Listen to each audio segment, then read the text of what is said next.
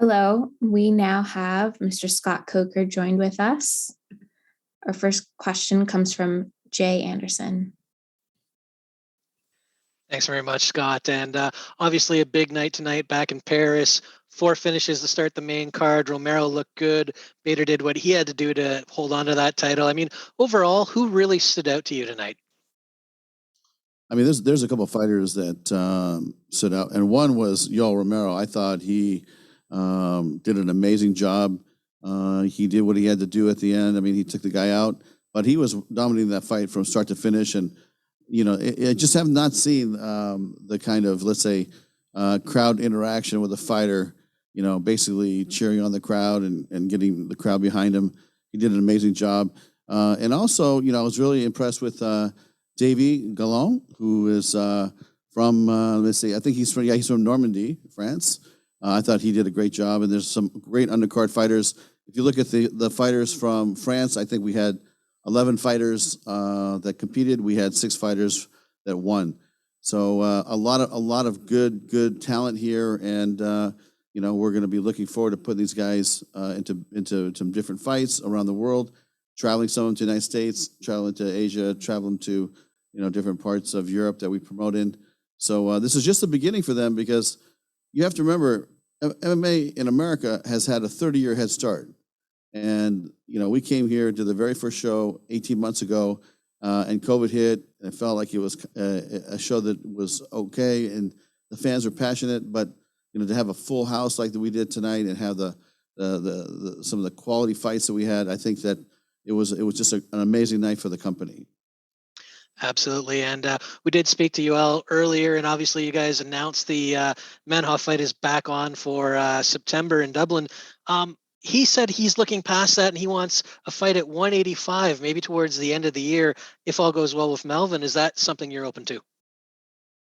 Yeah, absolutely. I mean, one of the reasons why we brought Yoel Romero here was to eventually fight Gegard Mousasi. So if Gegard keeps winning and Yoel keeps winning, I think you'll see a collision at some point at 105 or 185 or 205. And then Bader brought up Linton Vassell following his win as potentially a next title challenger at heavyweight. Is that something that you'd be willing to do? That's something that, when these fights happen, I usually like to go back and talk to the team. But Linton is on a 4-fight win streak. He's been really doing very well. But make a commitment, we'll see. We're not ready to commit to that yet. Fair enough. And last one for me, is there any update on the time frame for the light heavyweight Grand Prix final, obviously running it back with Corey and Vadim? Yeah, we're waiting for Nemkov to heal up. Corey, I think, could have fought the next week. He was fine. I saw him at a restaurant the next day, and he was ready to go then, and he wants to fight right away.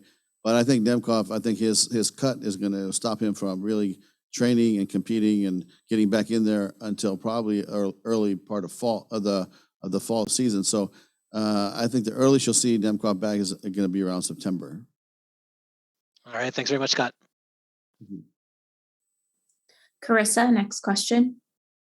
Scott, thank you so much for taking the time to speak to us today. My question for you is, what did you love about, the crowd in Paris, and what can we expect for the upcoming events in Europe?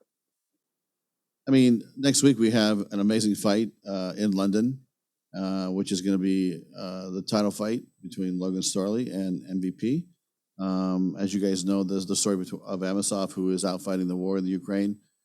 So we're going to do an interim title fight. That's our next big fight in Europe.